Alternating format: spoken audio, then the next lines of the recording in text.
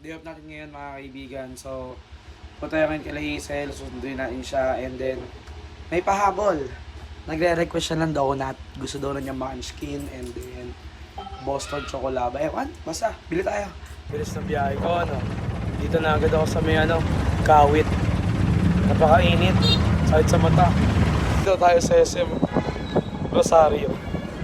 Para bumili ng donut na request ni Hazel. Mamaya pa naman siya mag-outdate naman. Lagi nag-out yun. Di ba nakita agad tayo ng Dunkin na yun? Yari, wala atang wala atang strawberry na munchkin. Boston cream lang ito. Excuse po ate, meron pa po kayong strawberry munchkin? Wala na po. Wala Wala na na po talaga. Just kaya available na lang. Magkano po yung Boston cream po? 30 pesos po. Tatlo po. Nabili na natin yung Dunkin niya, yung Boston cream. Kaso nga lang, ang problema, ang strawberry. Strawberry pa naman yung gusto niya, kaso nga lang wala na. Lagot. Kaya, imbis na isang Boston cream lang, ginawa ko ng tatlo. Love, sorry na. Dito na tayo sa office niya. So, hintayin na siya lumabas. Sanay siya magalit kasi for Boston cream lang yung binili ko. Tapos ginawa kong tatlo yung Boston cream niya, di ba? Kesa isa lang, di ba? At least, sa tatlo na yun, busog siya, di ba? Hintayin lang natin sa... Dito kami ngayon sa bahay nila. Umuwi muna kami. Actually, di ko pa binibigay yung donut. Nasundo ko na siya. Love, at dito yung donut mo. Dito na yung donut mo, love.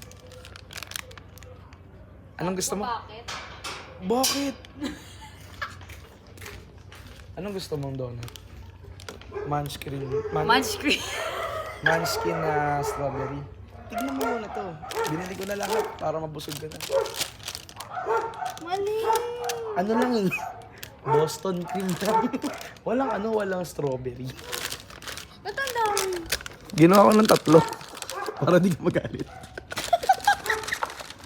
Ayan na siya. Tatlo na yan. Para hindi ka na magaya mag-dinner.